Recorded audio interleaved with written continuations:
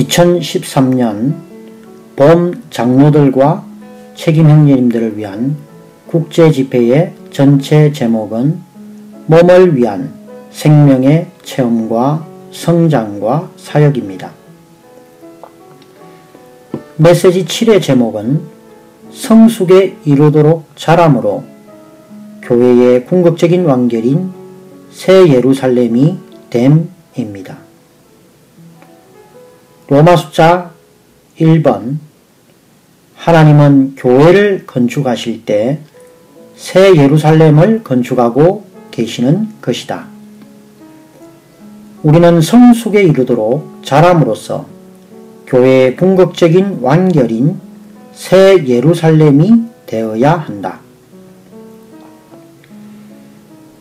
마태복음 16장 18절에서 그대는 베드로입니다. 내가 이 반석 위에 내 교회를 건축할 것이니 엄부의 문들이 교회를 이기지 못할 것입니다. 라고 말합니다. 주님께서 내가 내 교회를 건축할 것이다 라고 말씀하셨습니다. 이것은 성경에 있는 가장 위대한 예언입니다. 주님은 그분의 교회를 건축하고 계십니다. 주님의 뜻은 내 교회를 건축하시는 것입니다. 히브리서 6장 1절 상반절에서는 그러므로 우리는 그리스도에 관한 초보적인 말씀에 머물지 말고 성숙에 이르도록 전진합시다 라고 말합니다. 그리스도인은 성숙에 이르도록 자라야 합니다. 그 목적은 다음 구절에 있습니다. 히브리서 11장 10절에서 그가 하나님께서 설계하시고 건축하신 기초가 있는 성을 간절히 기다렸기 때문입니다. 라고 하면서 하나님께서 설계하시고 하나님께서 건축하신 성을 말합니다. 이 성을 설계하시고 건축하신 분은 하나님이십니다. 건축하신 분이 하나님이라는 것은 건축의 일이 지금 이루어지고 있다는 것을 말합니다. 이 건축물은 요한계시록 21장 2절과 3절에 또 내가 보니 거룩한 성 새 예루살렘이 하늘에서 하나님에게서 내려오는데 남편을 위하여 단장한 신부로 준비되어 있었습니다. 라고 하시는 말씀처럼 이 시대 마지막에 나타날 거룩한 성 새 예루살렘입니다. 다니엘서 6장 10절에 다니엘은 다락방에 올라가서 예루살렘을 향하여 열린 창으로 기도했습니다. 우리 존재 안에 있는 창에 우리의 기도 생활 안에서 개인적으로 단체적으로 기도할 때 그 창이 예루살렘을 향해 열려 있어야 합니다. A. 하나님의 일의 목표는 새 예루살렘을 얻는 것이다.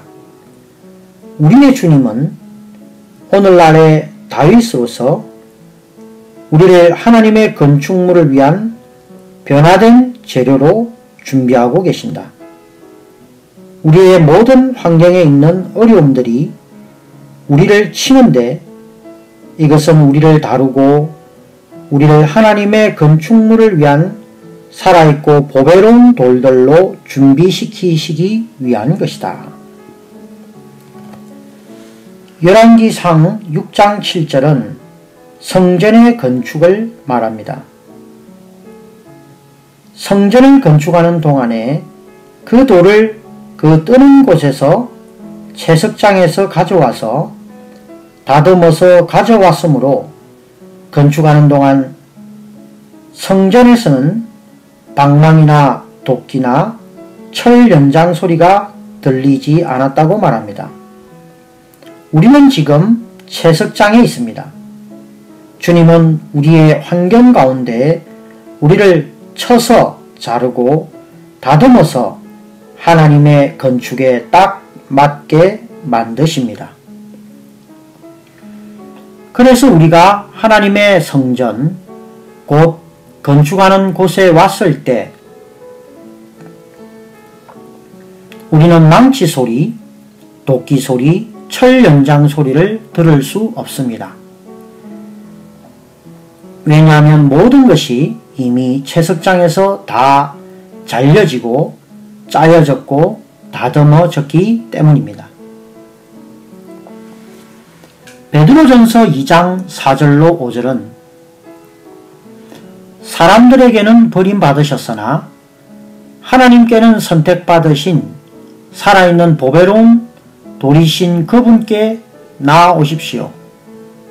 그러면 여러분 자신도 살아있는 돌들로서 영적인 집으로 건축되어 예수 그리스도를 통하여 하나님께서 기쁘게 받으실 영적인 희생 제물을 드리는 거룩한 제사장 체계가 됩니다. 라고 말합니다. 우리는 살아있는 돌들로서 영적인 집으로 건축되어 가고 있습니다. 우리의 모든 환경에 있는 어려움들이 우리를 치고 다루는 것은 하나님의 건축물을 위해 보배로운 돌들로 준비시키기 위한 것입니다. B. 새 예루살렘은 하나님과 사람과 하늘의 연합이다. 새 예루살렘이 하늘에서 하나님에게서 내려오는 것은 새 예루살렘이 하늘에 속한 요소로 가득하고 절대적으로 하늘에 속한다는 것을 함축한다. 에베소서 1장 3절은 우리 주 예수 그리스도의 하나님, 곧 우리 주 예수 그리스도의 아버지께 찬양을 드린다. 그분은 그리스도 안에서 하늘들의 영역 안에 있는 모든 영적인 축복으로 우리를 축복하셨습니다. 라고 하고 에베소서 2장 6절은 또 하나님은 우리를 그리스도 예수님 안에서 그분과 함께 일으키시고 하늘들의 영역 안에 그분과 함께 앉히셨습니다. 라고 말씀하십니다. 우리는 그분과 함께 일으켜졌고 하늘들의 영역 안에 그분과 함께 또 앉혀졌습니다. 창세기 28장 12절과 17절은 꿈에 본적 사닥다리가 땅 위에 섰는데 그 꼭대기가 하늘에 닿았고 또 본적 하나님의 사자가 그 위에서 오르락 내리락 하고 이에 두려워하여 가로되 두렵도다. 이곳이여 다른 것이 아니라 이는 하나님의 전이요 이는 하늘의 문이로다 하고 요한복음 1장 15절은 내가 진실로 진실로 여러분에게 말합니다. 여러분은 하늘이 열리고 하나님의 천사들이 사람의 아들 위에 오르락 내리락 하는 것을 보게 될 것입니다. 라고 말합니다. 우리가 이 땅에서 하나님의 집인 교회 안에 있을 때에 우리는 하늘의 문으로 들어갈 수 있고 하늘에 속한 사닥다리이신 그리스도를 통하여 하늘에 속한 것들을 보고 체험할 수 있습니다. 하나님의 집이자 하나님의 처소이며 하늘의 문 베델에서 그리스도는 땅을 하늘과 연결시키고 하늘을 땅으로 이끄시는 사다리이십니다. 에베소서 2장 22절은 여러분도 또한 그분 안에서 함께 건축되어 영 안에 있는 하나님의 거처가 되고 있습니다. 라고 말합니다. 우리의 영은 하나님의 처소입니다. 우리의 집은 우리의 영은 곧 베델입니다. 우리의 영은 하늘의 문입니다. 하늘에 가기를 천당에 가기를 기다리지 말아야 합니다. 우리의 영이 하늘입니다. 그곳에는 하늘의 문이 있습니다. 하늘에 속한 분위기와 상황과 요소가 우리의 영 안에 있습니다. 오늘 우리의 영은 하나님의 처소이기 때문에 이제 우리의 영이 하늘의 문입니다. 여기서 그리스도는 사다리로서 땅에 있는 사람들인 우리를 하늘로 연결시키고 하늘을 우리에게로 이끄십니다. 히브리서 4장 16절은 그러므로 우리가 긍휼을 받고 은혜를 입어서 때 맞추어 도움을 얻기 위하여 은혜의 보좌 앞에 담대히 나아갑시다 라고 말합니다.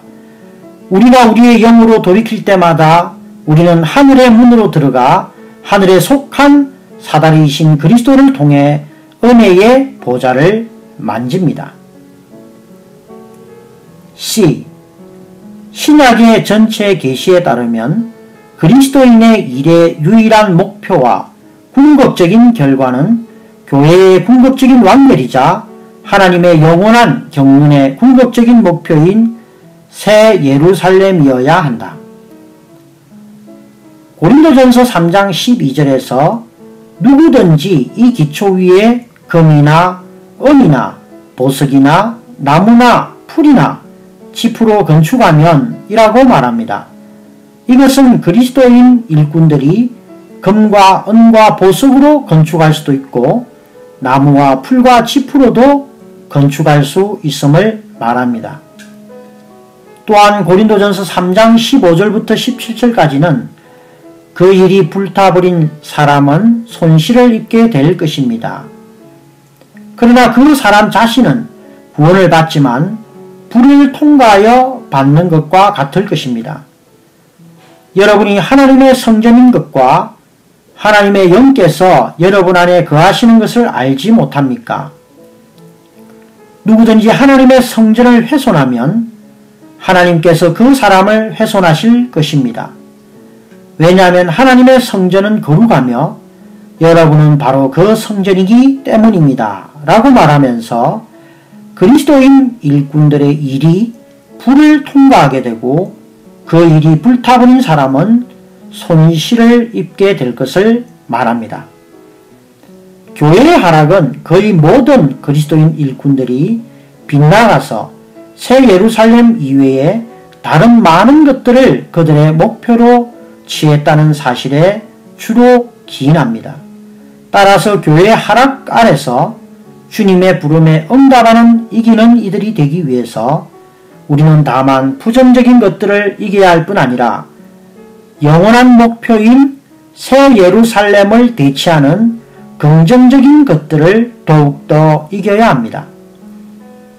우리는 하나님의 영원한 목표인 새 예루살렘을 접할 때마다 매우 순수해야 합니다. 우리는 부주의해서는 안 됩니다. 이기는 이의 목표는 유일하고도 궁극적으로 하나님의 영원한 경륜의 목표인 새 예루살렘이어야 합니다. 로마 숫자 2. 우리는 교회의 궁극적인 완결인 새 예루살렘의 상태들을 봄으로써 건축된 교회의 상태를 알 수 있다. A부터 I까지 9가지 새 예루살렘의 상태들을 봄으로 건축된 교회의 상태를 우리는 알 수가 있습니다. 먼저 A. 새 예루살렘과 같이 건축된 교회는 하나님의 임재가 있다. 에스겔서 48장 35절은 그 성읍의 이름을 여호와 삼마라 하리라 라고 말합니다. 이 부분은 회복된 이스라엘 백성의 처소, 천년왕국에서의 처소를 말할 뿐만 아니라 또 하나님의 성을 말하는데 그것이 궁극적으로는 하나님의 성전과 성인 새 예루살렘일 것입니다. 여호와 삼마는 여호와께서 거기 계시다 라고 하리라는 뜻입니다. 그 성의 이름이 여호와께서 거기 계시다 입니다. 여호와께서 거기에 계시다가 그 성의 이름입니다. 성경은 마태복음 1장 23절에서 임마누엘로 시작되는데 임마누엘은 우리와 함께 계시는 하나님이십니다. 그리고 이것은 성경의 마지막 책인 새 예루살렘에서 완결되는데 바로 여호와께서 여기에 계시다로 끝납니다. 곧 여호와 삼마로 끝나는 것입니다. 요한계시록 21장 3절은 보아라, 하나님의 장막이 사람들과 함께 있고 하나님께서 그들과 함께 장막을 치실 것이다. 그들은 하나님의 백성이 될 것이고 하나님은 직접 그들과 함께 계시며 그들의 하나님이 되실 것이다 라고 말합니다. 하나님과 어린 양께서 새 예루살렘의 성전이신 것은 하나님과 어린 양 자신이 성의 중심이 되신다는 것을 의미합니다. 다시 말하면 하나님은 성과 함께 계시고 성은 하나님의 임재를 갖습니다. 우리는 모든 성도와 함께 건축될 때 하나님의 임재를 가지며 개인주의적으로 될 때마다 즉시 하나님의 임재를 잃어버립니다. 우리는 하나님의 임재가 모든 문제에 대한 척도라는 이 원칙을 반드시 붙잡아야 합니다. 출애굽기 33장에 모세가 주님께 말씀드렸습니다. 모세는 주님께 어떤 흥정을 했습니다. 주님, 우리는 어느 곳도 가지 않겠습니다. 당신의 임재가 없이는 어느 곳도 가지 않겠습니다. 당신이 임재하지 않으시려거든 당신의 백성을 어느 곳으로도 보내지 마십시오. 우리는 이렇게 확대해서 해석할 수 있습니다. 하나님의 임재가 이 땅에 있는 모든 백성들 가운데 있어야 합니다. 우리가 모든 일에서 하나님의 임재를 만진다면 우리는 하나님께서 성전으로서 그 모든 일에 계시며 하나님의 건축물이 우리와 함께 있다는 것을 알게 될 것입니다. 따지고 논쟁하고 비판하는 것은 우리로 하여금 하나님의 임재를 잃어버리게 만듭니다. 하나님의 임재는 전적으로 성도들 가운데서의 하나와 조화에 기인한 것입니다. 하나님의 임재는 새 예루살렘의 중심입니다. 그러므로 교회 안에서 우리는 반드시 하나님의 임재를 가져야 합니다. 우리는 반드시 성전이신 하나님을 가져야 합니다. B. 건축된 교회는 하나님의 다스림이 있다. 요한계시록 22장 1절에서 또 그 천사는 나에게 수정처럼 빛나는 생명수의 강을 보여주었습니다. 그 강은 하나님과 어린 양의 보좌에서 흘러나와 그 성의 길 가운데로 흐르고 있었습니다. 라고 말합니다.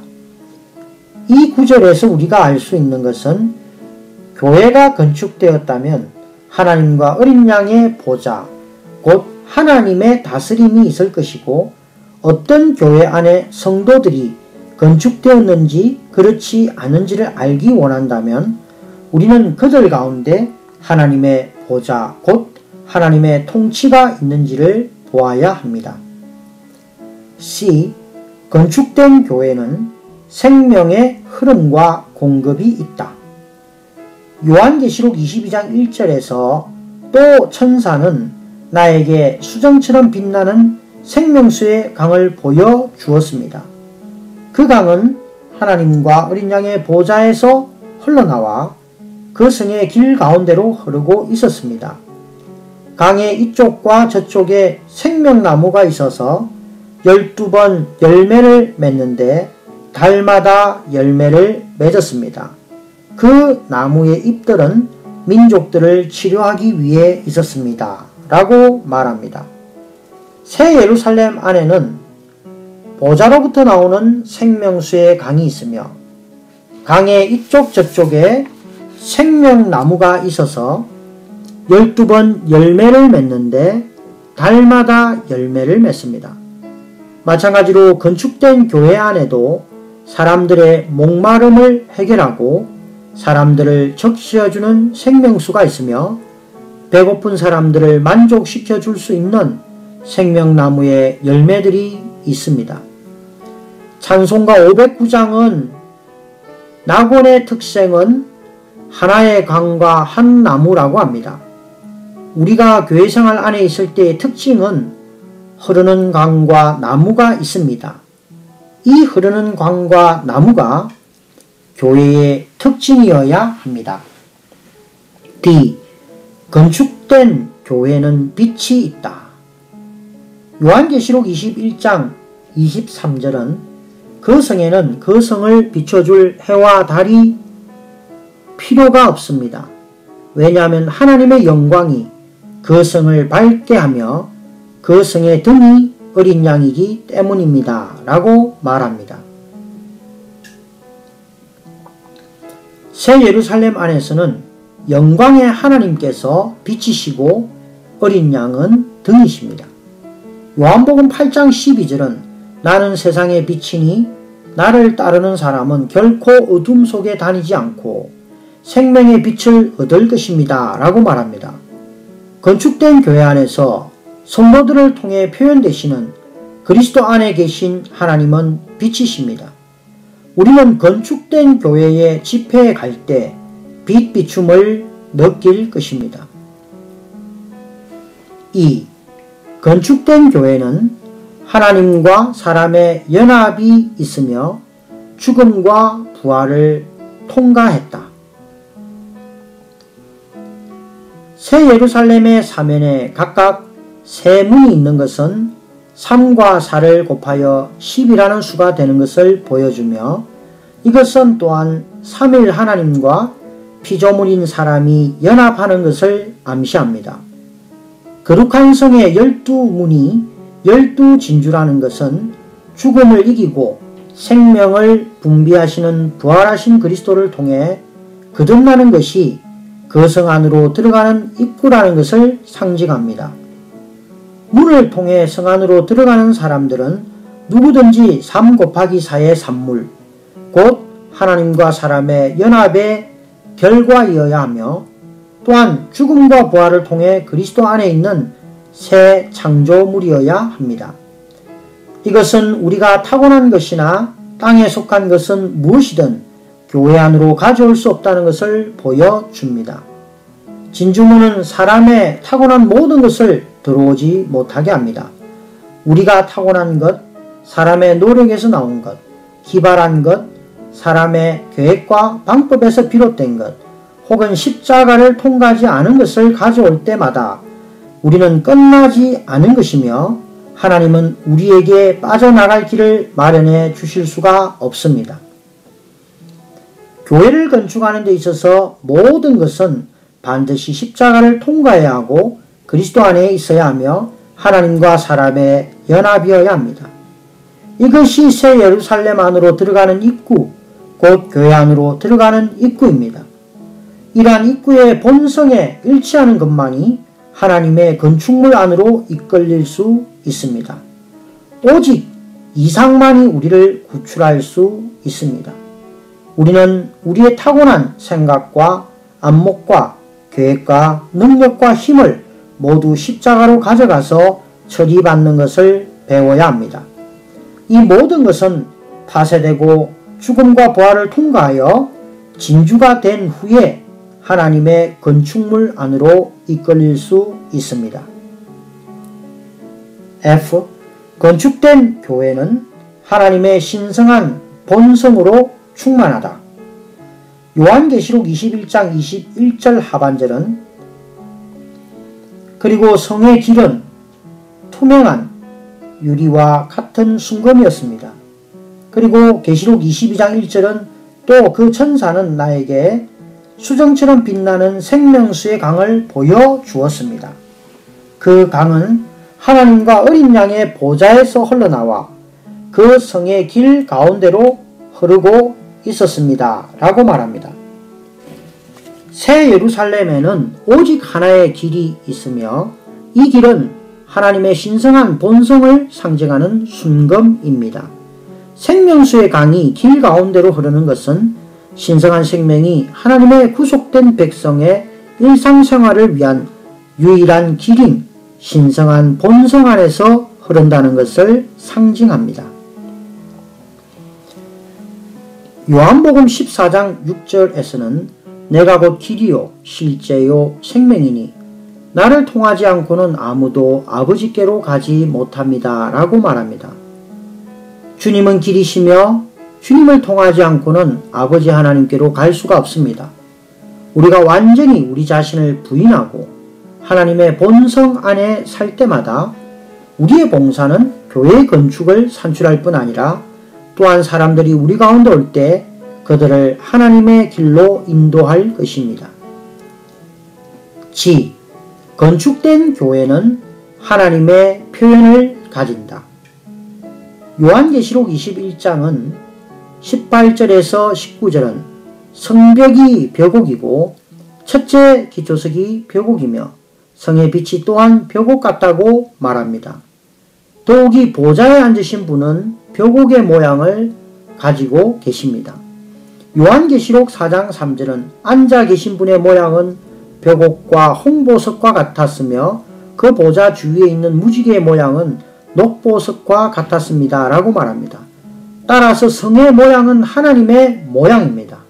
새 예루살렘은 사람 안에 계신 하나님의 확장이자 완전한 표현입니다. 교회가 참으로 건축되었다면 교회 역시 하나님의 완전한 표현을 가질 것입니다. H. 건축된 교회는 변화시키시는 영과 변화되는 과정에 있는 사람들로 조성된다. 고린도후서 3장 18절은 그러나 우리 모두는 너울을 벗은 얼굴로 거울처럼 주님의 영광을 바라보고 반사함으로써 그분과 동일한 형상으로 변화되어 영광에서 영광에 이릅니다. 이것은 주의 영에게서 비롯됩니다. 라고 말합니다. 에베소서 4장 11절로 12절에서 은사자들은 성도들을 온전하게 하는 일을 하는데 그 목적은 새 예루살렘으로 완결되는 그리스도의 몸을 건축하는 것입니다. 성벽은 보석돌로 건축됩니다.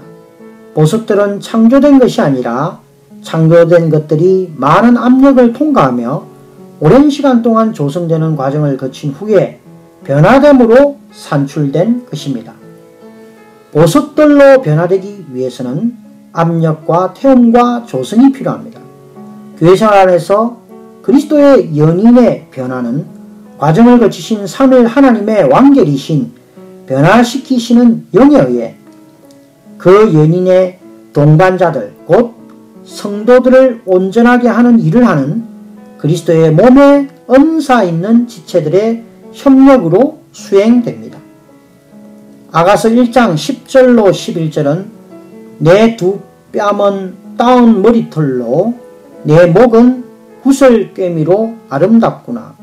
우리가 너를 위하여 금사슬을 은을박아 만들리라 라고 말합니다. 이 구슬은 귀한 돌보석을 말합니다. 또한 추구하는 이의 머리털이 금사슬로 묶여 있음을 말합니다. 신성한 본성이 그녀를 완전히 채우고 또 묶고 있는 것입니다. 그래서 그녀가 완전히 그리스도의 머리 되심 아래 있는 것을 의미합니다. 또 은을박아 만든 것은 은못이 그 금을 고정하고 있는 것을 말하는데 이것은 그리스도의 구속을 말합니다. 또한 구슬개미 보석이 있는데 그리스도의 변화시키는 일을 상징합니다. 그 영의 변화시키는 일을 의미합니다.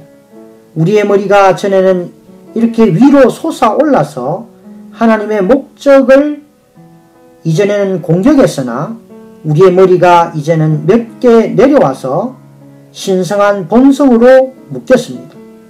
이것은 우리가 이제 그리스도의 머리 되심 아래 있는 것을 말하고 그것이 그리스도의 구속으로 고정되어 있습니다. 또 우리의 목은 구슬꿰미, 보석꿰미로 장식되어 있는데 그것은 우리의 뜻과 의지가 변화시키는 영에 굴복한 것을 말합니다. I. 건축된 교회는 반드시 경계, 곧 크고 높은 성벽이 반드시 있어야 한다. 요한계시록 21장 12절에서 그 성에는 크고 높은 성벽이 있었고 12문이 있었습니다. 그 문들에는 12천사가 있었으며 이스라엘 자손 12지파의 이름이 새겨져 있었습니다. 라고 말합니다. 새 예루살렘의 성벽은 분별과 보호를 위한 것입니다. 새 예루살렘은 하나님께 절대적으로 분별될 것이고 하나님의 권익을 완전히 보호할 것입니다. 하나님께서 그분 자신을 우리 안으로 건축하시고 그분 자신으로 우리를 조성하실수록 우리는 더욱더 하나님께로 분별되고 악한 자에게서 오는 모든 것으로부터 보호받을 것입니다. 성도들이 교회 생활 안에서 함께 건축되었다면 하나님께 속한 것과 사람에게 속한 것, 하늘에 속한 것과 땅에 속한 것, 새 창조물에 속한 것과 옛 창조물에 속한 것을 쉽게 구별할 것입니다. 모든 믿는 이는 분별되고 보호받기 위해 이러한 크고 높은 성벽이 필요합니다. 마지막으로 J. 온 땅의 모든 교회들이 건축된 교회의 이 모든 상황들을 나타낼 수 있도록 주님께서 우리에게 긍휼을 베푸시기를 바란다. 아멘. 로마 숫자 2. 우리는 교회의 궁극